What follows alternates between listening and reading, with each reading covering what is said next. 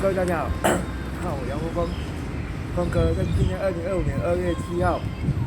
也就是礼拜五星期五，在下午的4点前，快要4点的时候，那种之前我在礼拜二吧，礼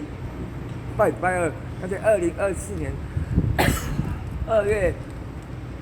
6号，2月4号那天，礼拜二。星期二的那个中午的时候，有去那个新北市板桥区的那个幼诊所去看我喉咙，那个之前有拍那个转视频影片，还有直播也跟你们大家提过，也让你们大家来那个有看到我杨峰光哥去看那个诊所的那个证明，还有开的药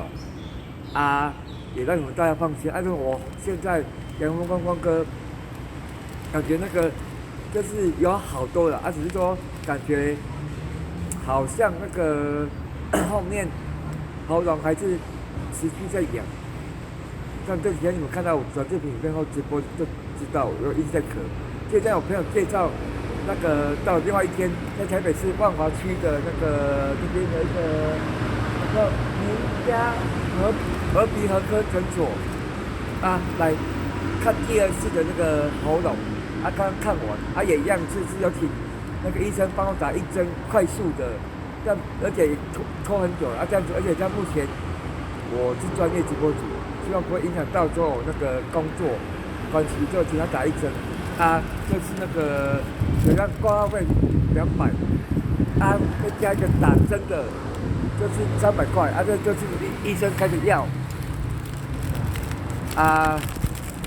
但之前那一天幼诊所是没有加税钱的，但有税钱的，还有那个就是那有时候有咳再吃一颗，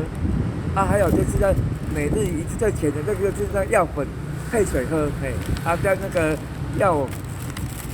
他很用心那还有打那名字、时间，早中晚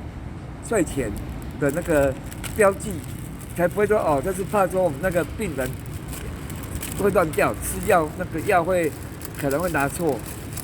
在这那个让你们大家来看我杨峰光第二次来看的这个喉咙的药，以示放心，谢谢，感激感恩。